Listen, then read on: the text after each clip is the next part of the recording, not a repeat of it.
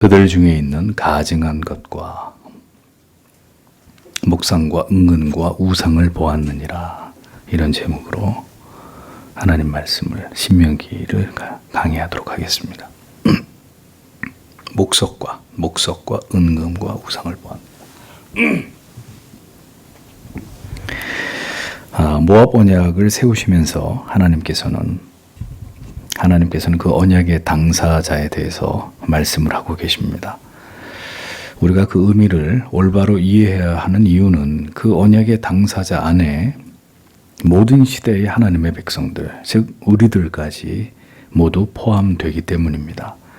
하나님의 말씀은 모든 시대를 초월한 영속성을 가지고 있죠. 그러므로 우리가 하나님의 말씀을 올바로 이해하고 깨달아서 그 진리가 우리에게 요구하는 바를 쫓아서 하나님을 신앙해야 하는 거룩한 의무가 주님의 몸이신 교회와 성도에게는 분명히 존재한다라는 것을 인식해야 합니다. 결코 이 진리를 벗어나서 교회가 존재하거나 성도의 신앙이 존재할 수는 없기 때문입니다. 진리를 통해서 나타내신 모든 법을 잘 지켜 행하고 그 정신을 삶으로 구현함으로 하나님께서 그 백성들에게 말씀하신 그 모든 것을 준행하고 순종하며 살아가는 것이 성도된 도리인 것이죠. 그래서 우리는 언제나 우리의 생각과 판단을 쫓아서는 안 되고 하나님께서 성령과 역사 속에서 자기 백성들과 교통하시고 교제하신 그 방법, 그 신뢰를 그 내용에 근거해서 하나님의 뜻을 추구하고 그것을 지켜 행하는 자들이 되어가야 합니다. 그것이 가장 올바르게 하나님을 신앙하는 것이 될 수 있기 때문이죠. 자, 오늘의 본문을 보십시오. 14절과 15절에 그러나 내가 오직 너희와 함께 이 언약과 이 맹세를 세우는 것이 결코 아니다. 그러나 오늘날 우리 하나님 여호와 앞에 여기 우리와 함께 서 있는 자와 함께 그리고 오늘날 여기 우리와 함께 있지 아니한 자와 함께 이렇게 기록이 되어 있습니다.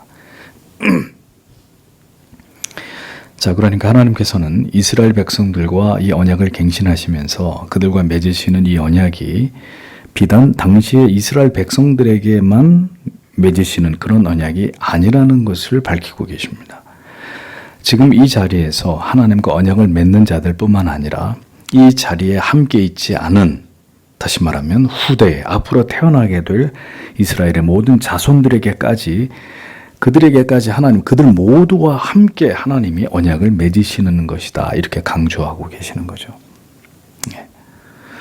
이 자리에 있는 너희들하고만 이 언약을 맺는 것이 아니라 이 자리에 있지 않는 앞으로 태어나게 될 너희의 모든 믿음의 후대들, 후손들에게까지 나는 그들과 더불어 함께 이 언약을 맺는 것이다. 이렇게 말씀하는 것입니다.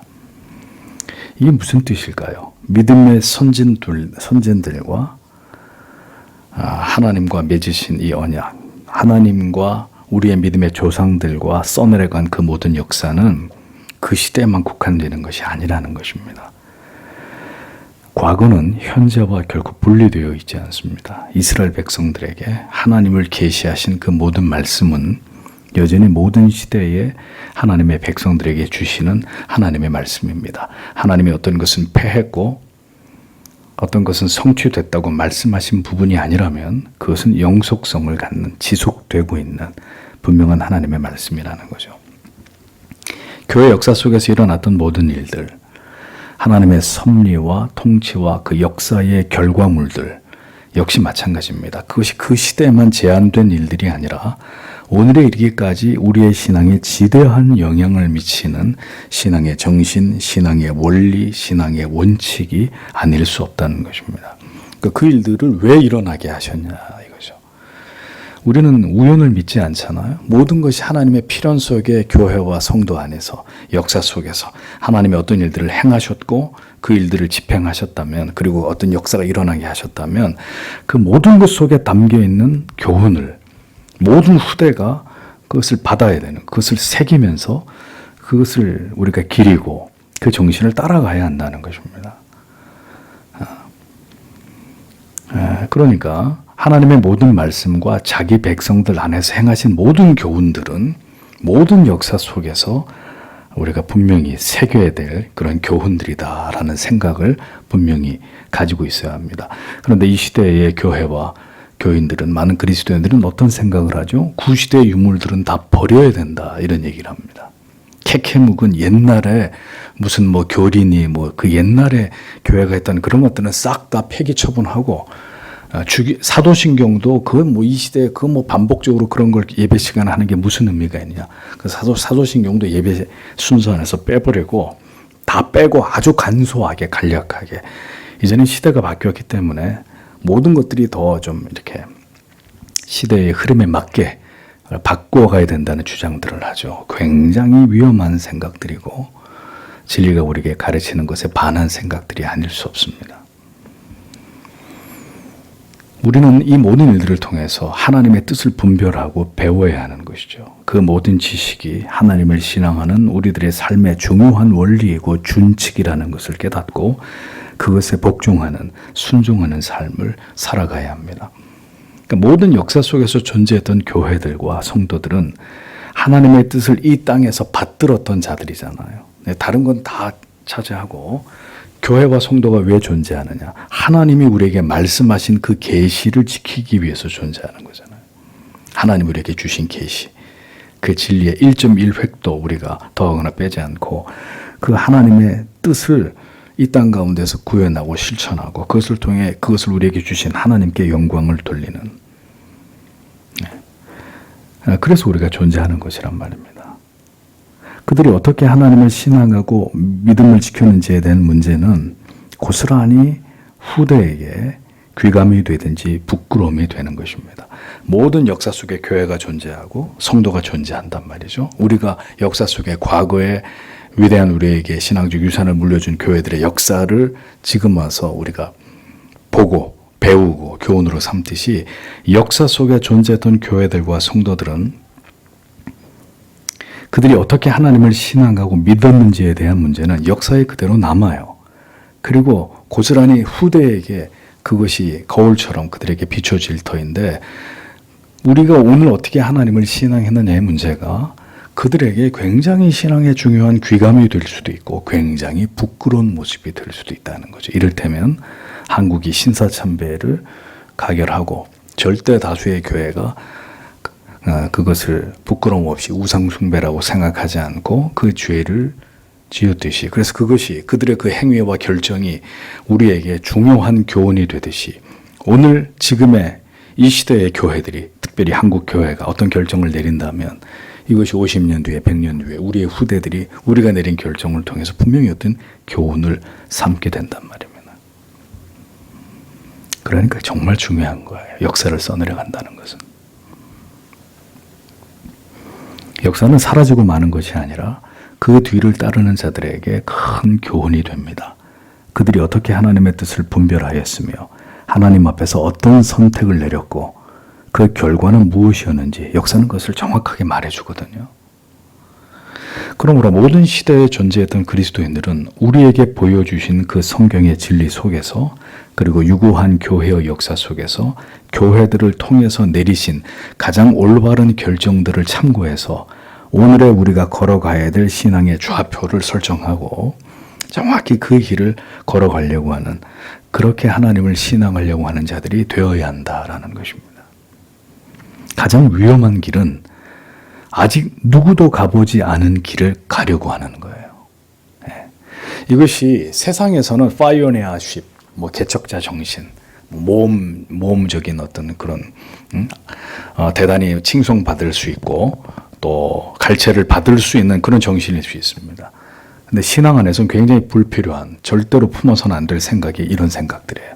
아직 한 번도 교회가 시도하지 않은 것을 우리가 해보자, 이런 시도들, 이런 인간의 불필요한 상상력과 호기심, 하나님을 신앙하는데 이것만큼 위험한 사고가 없는 것입니다. 그러니까 성경 속에서도 교회사 속에서도 그 유래를 찾아볼 수 없는 길을 인간은 우매한 결정을 통해서 무모하게 그 길을 가려고 하는 이런 일들이 만약에 교회 안에서 일어난다면 반드시 성경이 말씀하는 길과 다른 길로 가게 돼 있단 말이죠. 역사는 우리에게 발자취를, 흔적을 남겨놓았습니다. 우리는 우리의 믿음의 선조들이 만들어 놓은 그 궤도를 따라서 하나님을 신앙해야 합니다. 왜냐하면 오늘의 말씀처럼 하나님께서는 그 시대의 하나님의 백성들에게만 말씀하신 것이 아니라 어떤 문제에 대한 하나님의 응답하심을 그 시대에만 국한하신 것이 아니라 모든 시대 교회와 성도들이 쫓아가야 될 본으로 삼고 그들이 동일한 결정을 내려야 될 모범으로 삼아서 하나님의 역사 속에 그 일들을 하나님이 펼쳐내셨기 때문입니다. 그러니까 우리가 그 결정을 따라가야 되고 그때 그 교회들이 그 성들이 나아갔던 그 길로 우리도 따라서 행하려고 하는 그것이 가장 안전한 길이라는 것에 대한 믿음이 있어야 된다는 거죠. 교회가 역사 속에서도 존재하지 않았고 성경에도 증거가 나타나지 않는 어떤 길을 결정하려고 한다. 대단히 중요한 문제고 어려운 문제고 그래서 성경과 교리와 교회사 안에서 전혀 어떤 흔적을 찾을 수 없다. 그러면 성경 어디에서도 없는 것은 해도 좋다는 루터의 견해를 따라야 됩니까? 성경이 하라 혹은 하지 말라고 하지 않은 것은 절대로 해서는 안 된다는 칼빈의 주장을 따르는 게 안전한 겁니다. 그래서 우리는 어디에서도 만약에 근거가 없다면 하지 않는 것이 하나님 앞에서 바람직한 것이다라고 결론을 내려야 되는 거예요. 아직 아무도 안 했으니까 우리 보고 하라는 거랑 우리 보고 하나님이 하라고 말씀하시나 보다 이렇게 생각하는 것은 중대한 오류를 만들어낼 수 있는 잘못된 생각이 결정이 될 수 있는 것이라는 겁니다. 하나님은 그렇게 말씀하신 적이 없거든요. 언제든지 하나님의 말씀에 근거하시지 말씀에도 하지 않은 것을 우리한테 하라고 그렇게 말씀하신 적이 없단 말입니다. 오늘의 말씀처럼 하나님께서는 모든 시대의 성도들이 쫓아가야 될 그 말씀을 그 언약을 이 진리 안에 담아 놓으셨습니다. 그러니까 겸손함으로 하나님께서 섭리하시고 주권하시는 그 역사를 우리는 어떤 것들을 결정하기 전에 꼼꼼히 살펴야 된다는 겁니다. 이 결정이 과연 맞는 건지 이 결정에 오류가 없는 건지 이게 정말 하나님이 이렇게 결정을 내려도 하나님이 보실 때 문제가 되지 않을지에 대해서 집요하게 꼼꼼하게 그것을 살피려고 하는 노력들이 교회에 반드시 있어야 한다는 것이죠. 우리는 어떤 일을 저지르고 난 다음에 생각합니다. 어떤 그 결정을 하고 난 다음에 나중에 생각해 보자 이거죠. 굉장히 위험한 거죠.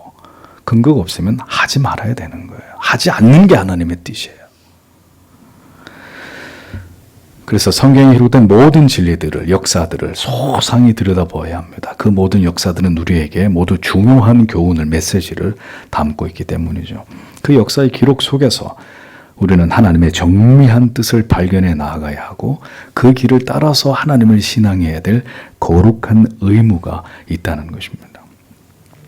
시대가 바뀌고 사람들의 정신과 그 정신을 지배하는 철학이 다양화되고 다변화되었어도 진리가 가리키는 길은 결코 변화되거나 바뀌지 않았습니다.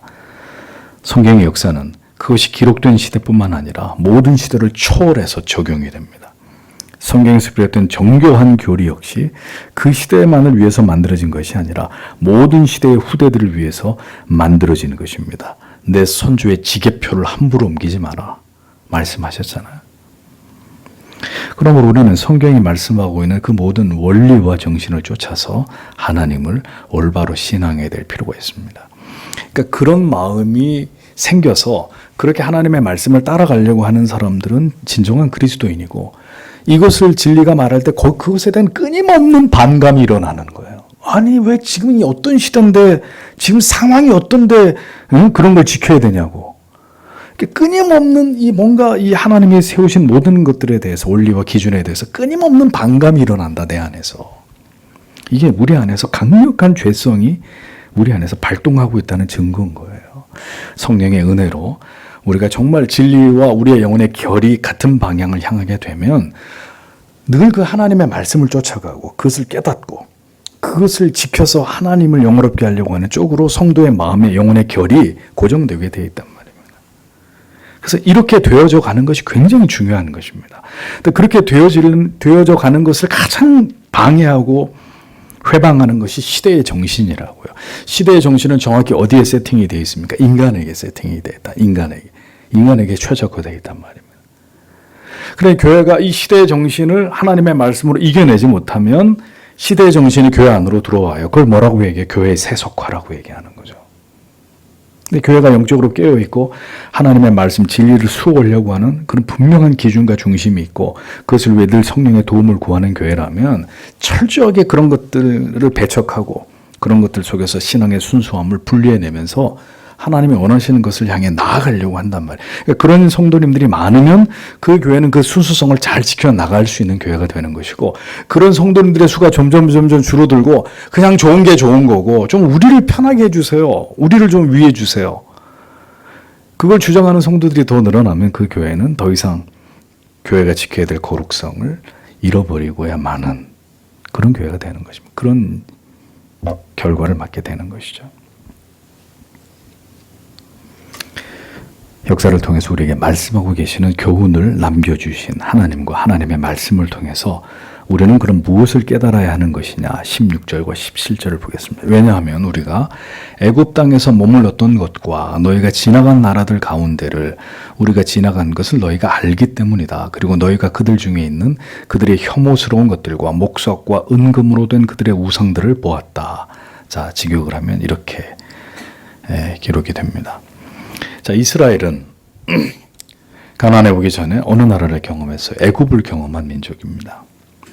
수많은 우상들 그리고 그들의 타락한 문화들 애굽만 경험했어요. 이스라엘이 지나쳐온 모든 나라들 하나같이 여호와 하나님을 알지 못하는 이방의 나라들이었고 모두 우상을 숭배하는 사악한 민족들이었습니다. 아말렉을 비롯해서 아랏 족속, 아모리 왕 시온, 바산 왕 옥, 미디안 족속 이스라엘이 거쳐온 나라들을 보세요. 모두 이방의 나라들 하나같이 사악한 우상을 숭배하는 음란하고 타락한 세속적인 이런 민족이었단 말입니다.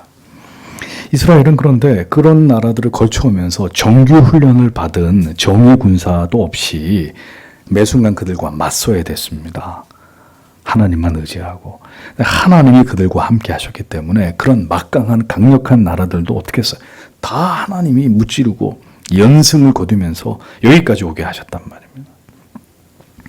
이교도들이 세운 우상들은 눈에 잘 띄고 신비스러운 요소를 갖추고 막대한 그들의 그 업적이 담겨져 있었기 때문에 대부분 화려했습니다. 과거의 우상들, 그들이 만들어 놓은 우상들을 보면 화려하고 굉장히 그 규모가 크고 또 은과 금으로 장식이 되어 있는데 그 재료들은 주로 나무나 돌로 만들어졌다는 거죠. 그러니까 보기에 굉장히 아름답고 매혹적이었기 때문에 그런 것들을 본 적이 없잖아요. 본 적이 없는 게 하나님에 대해서 그런 것들을 이스라엘이 경험한 적이 없단 말이죠. 그러니까 보이지 않는 하나님보다는 눈앞에 만들어진 화려하고 아름답고 신비스럽게 보이는 이런 우상들에게 매혹될 수밖에 없는 이런 위험성이 언제나 이스라엘 백성들에게 있었겠죠. 눈에 보이지 않는 하나님보다 더 아름다워 보이고 더 매력적으로 보이고 더 화려하고 웅장하고 그랬을 거 아닙니까? 그러니까 출애굽을 해서 가나안에 이르기까지 이스라엘은 이런 모든 사악한 것들을 다 두 눈으로 봤단 말이에요. 경험했다고요.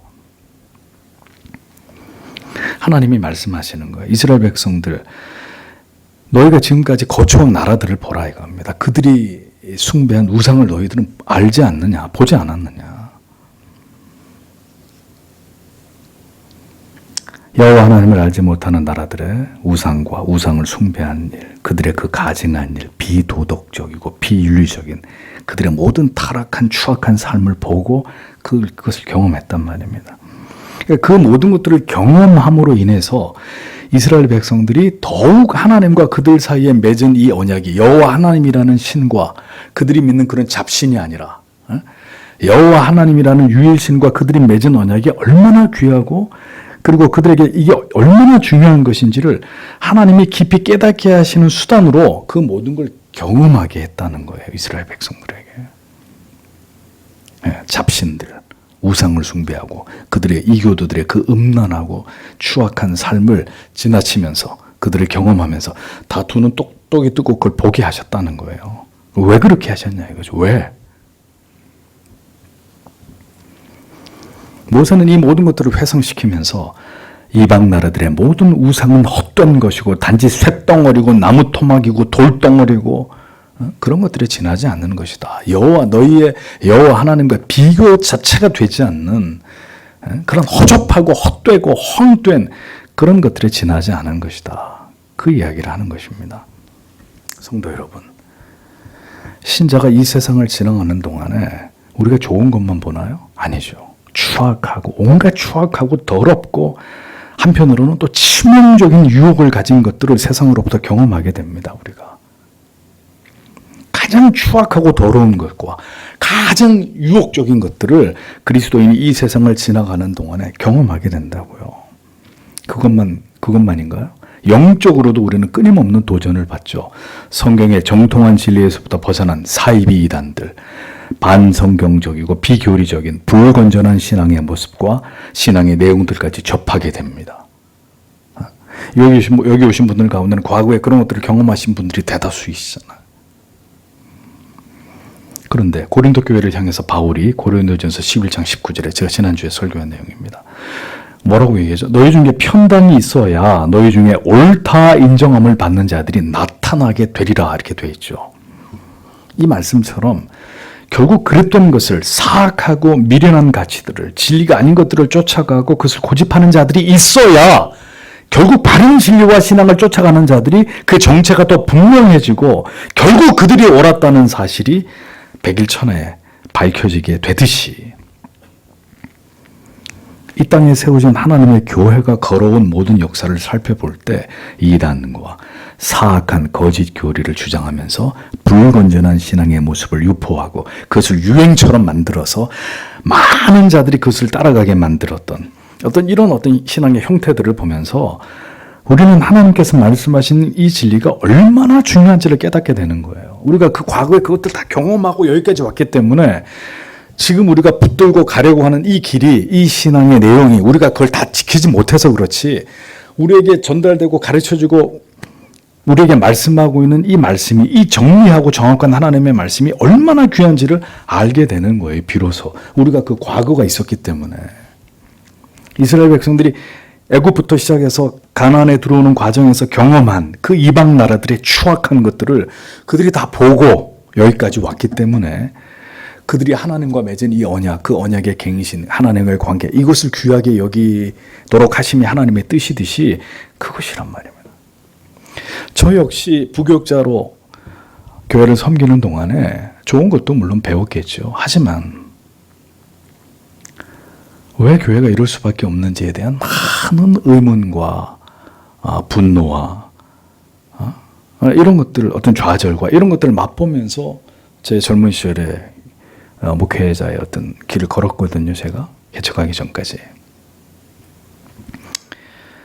자, 여러분, 그러니까 이런 것들을 볼 때 그런 과거를 경험했기 때문에 우리가 지금 이 자리에 서서 우리가 무엇을 어떤 것을 굳게 지키는 것이 정말 하나님 앞에 중요한지에 대해서 여기 이게 심장에 새겨지는 거예요. 우리가 만약에 그런 것들을 전혀 경험하지 않았다면 역사 속에서 우리가 물려받은 이 신앙의 유산이 얼마나 귀한지 잘 모를 거예요. 잘 모를 거라고요. 로마 캐톨릭을 비롯해서 역사 속에서 일어난 모든 이단적인 사상들을 여러분들이 한번 이단사에 대해서 연구를 해보세요.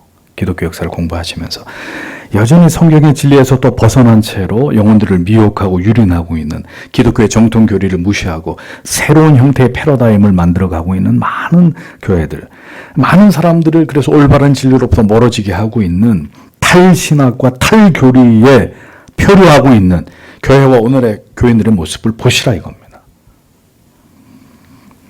이스라엘이 애굽을 경험하고 못 하나님을 경배하지 않는 이방의 악한 나라들을 경험하게 된 것은 참되고 유일하신 거룩하시고 의로우시고 선하시고 진실하신 그 하나님과 모든 추악한 갖다 바치기만 하면 좋아하는 그 우상 앞에서 옷을 벗고 난잡한 행위를 해야 좋아하는 그런 우상 따위와 이 하나님을 비교하는 거예요. 비교할 수 있는 거예요.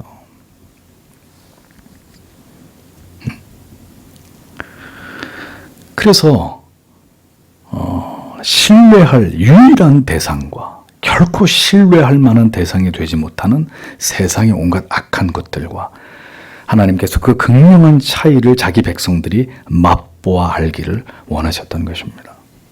진리의 눈이 열리고 그 영혼이 거듭난 자들은 진리가 아닌 것에 대해서 그래서 어떤 일이 벌어지죠? 극도의 거부감, 혐오감이 생기는 거예요. 정말 하나님의 은혜로 무엇이 진리인지를 정확히 깨달은 사람들은 마치 뱀의 허물을 보듯이 자기가 이전에 이렇게 하나님을 신앙하지 못했던 삶에 대해서 혐오감, 극도의 거부감을 갖는, 내가 왜 그렇게 하나님을 믿었을까? 내가 왜 그렇게 살 수밖에 없었을까? 진리에 대해서 더 세밀하게 알게 되고 하나님이 어떤 분이신지, 우리에게 어떠한 사랑을 베풀어 주셔서 우리를 구원으로 인도하셨는지를 점점 더 깊이 경험하게 되면 될수록 복음 안에서 예수 그리스도를 통해서 우리에게 보이신 그 사랑과 은혜의 깊이를 올바로 체험하게 되면 될수록 그것을 말씀하지 않고 가르치지 않고 그 깊이를 더 풍성하게 우리에게 드러내지 않는 모든 거짓된 진리에 대해서 참된 신자는 분노하게 되는 것입니다. 왜 교회 안에 이토록 다양한 신앙의 모습과 하나님을 신앙하는 다른 방법들이 존재할까요? 왜 모두가 바른 진리라고 말하고 바른 신앙이라고 소리를 높이지만 오늘의 교회의 모습은 세상이 볼 때 그다지 아름다워 보이지 않는 것일까요?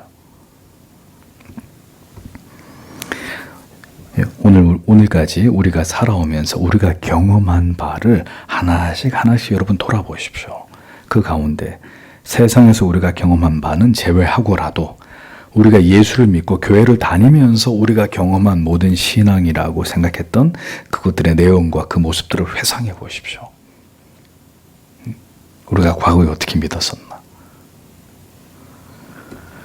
우리에게 왜 그 모든 것들을 경험하게 하셨을까요?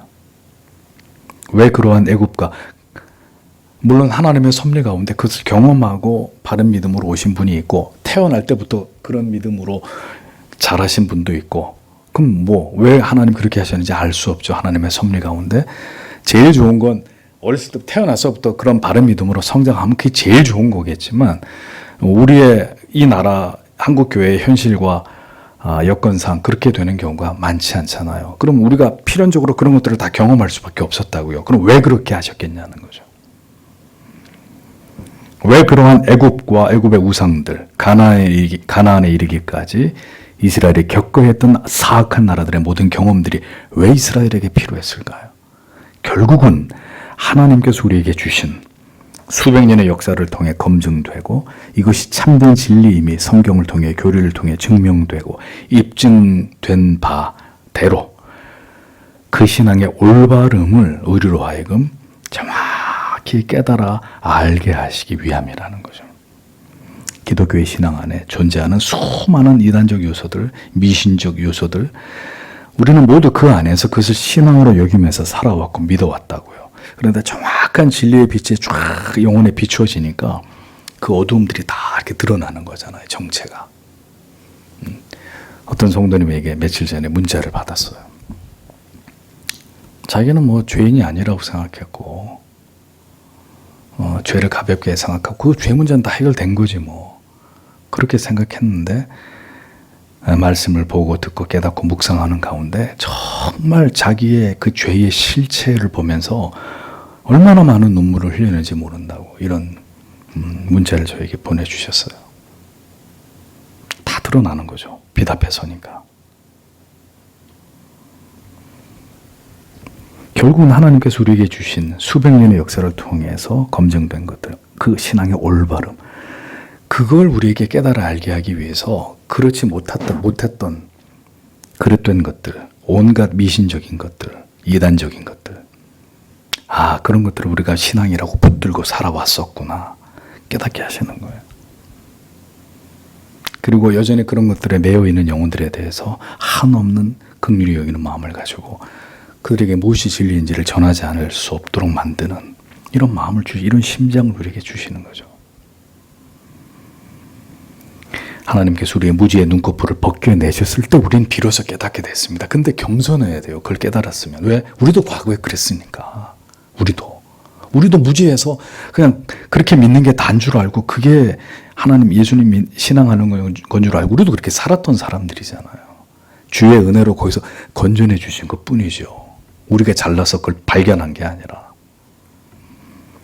우리는 우리의 무지의 눈꺼풀 벗겨내셨을 때 다 깨닫게 됐습니다. 뭐가 진정한 진리였고 참된 신앙이었고 무엇이 미신적이고 기복적이고 가식적인 자기 의에 사로잡힌 거짓된 믿음이었는지를 다 알 수 있게 됐잖아요. 결국 진리로 인도하기 위함이었다라는 것을 깊이 우리가 깨닫게 되는 것입니다. 이스라엘이 경험한 모든 사악한 우상들을 통해서 그 우상의 타락한 문화들을 통해서 하나님과 하나님의 말씀이 그것들과 본질적으로 다른 얼마나 탁월하고 아름답고 거룩하고 선한 것인지를 이스라엘 백성들이 하나님 안에서 그것을 알기를 원하셨듯이 결국은 진리가 아니었던 것들을 경험하게 하시고 그 맛을 보게 하신 것은 참되고 올바른 진리가 무엇인지를 하나님께서 기뻐하시는 진정한 믿음이 무엇인지를 우리에게 가르치고 말씀하시고 그것을 우리 안에 각인하시기 위함이었다라는 것을 우리가 깊이 이해할 필요가 있는 것입니다.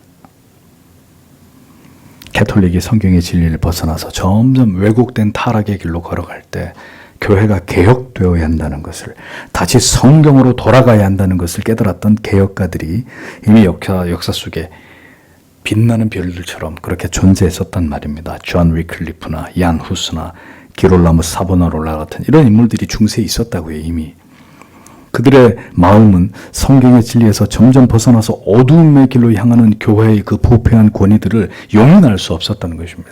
그들이 그것을 말하는 순간 자기들이 목숨을 잃게 될 것이라는 걸 알았음에도 그들은 외쳤고 그 진리의 외침은 불태워졌고 잿더미가 됐습니다.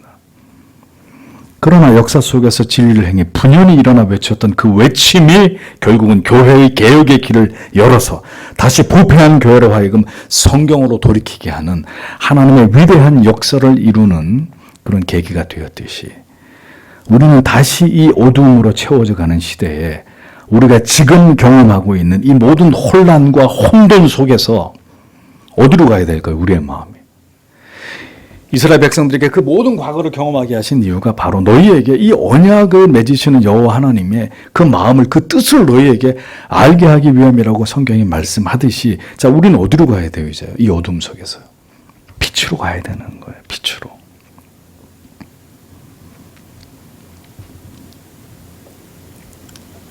우리는 다시 하나님의 약속을, 진리를 붙들어야 된다는 것을 우리의 뼈에 새겨야 되는 것입니다. 포스트 테네브라스 룩스, 어둠 이후에 빛.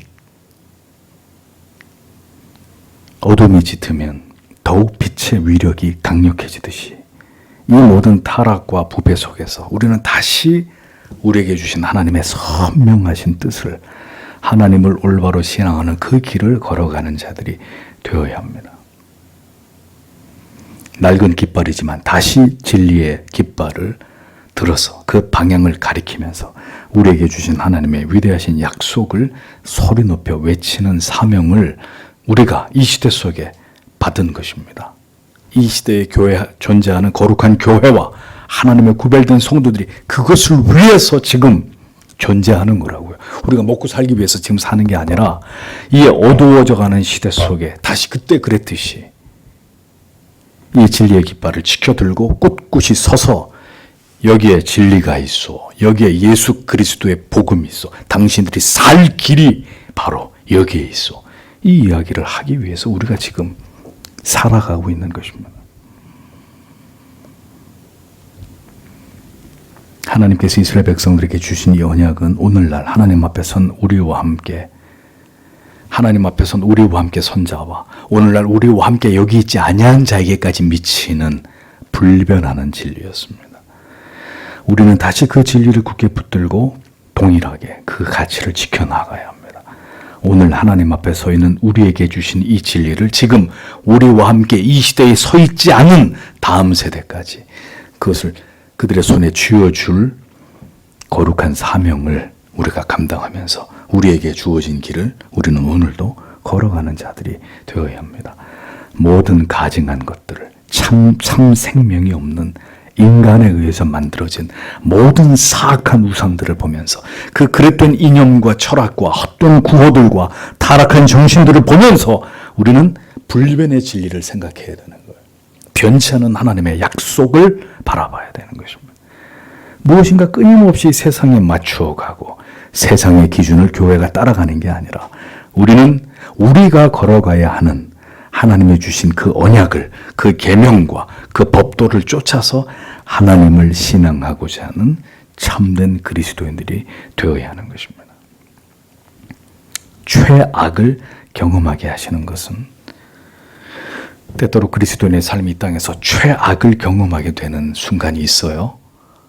그게 잘못된 게 아니에요. 하나님이 우리에게 최악을 경험하게 하시는 것은 무엇이 하나님이 보실 때에 최선이었는지를 기억하면서 다시 그 길로 행하라고 하시는 하나님의 지엄하신 뜻이 우리에게 있기 때문입니다. 그러니까 그런 시대에 우리가 태어나고 지금 살고 있기 때문에 성도 여러분, 적당히 살아서는 안 됩니다. 우리는 적당히 살 인생이 아니에요. 우리는 적당히 살 수 있는 시대에 태어난 사람들이 아니에요. 우상으로, 죄악으로, 사람을 숭배하는 정신으로 창궐한 이 시대 속에서 교회와 성도는 결코 그 흐름을 따라서 무디게 살아가는 자들이 되어서는 안 됩니다. 오직 참되고 영원한 진리에, 하나님의 말씀에, 그 말씀에서 비롯된 믿음의 선조들이 남겨놓은 정밀한 교리의 가르침을 따라서 그렇게 하나님을 신앙하기 위해서 힘쓰는 성도들이 되어야 합니다. 가나안에 들어가면서 하나님께서 모세를 통해서 다시 이것을 상기시키셨습니다. 우리가 어떤 마음으로, 어떤 뜻을 세워서 바른 신앙의 길을 가기를 원하시는지 오늘도 이 진리 안에서 드러내고 계시는 하나님의 마음을 깊이 우리의 마음에 새기면서 오늘도 좁은 길을 걸어가시는 모든 성도님들이 되시기를 바랍니다. 주께서 우리를 그렇게 그 복된 길로 인도하시고 우리의 믿음을 굳게 붙잡아 주시기를 우리는 이 밤에도 하나님 앞에 간절히 기도하고 돌아가야 될 줄 믿습니다. 기도하겠습니다.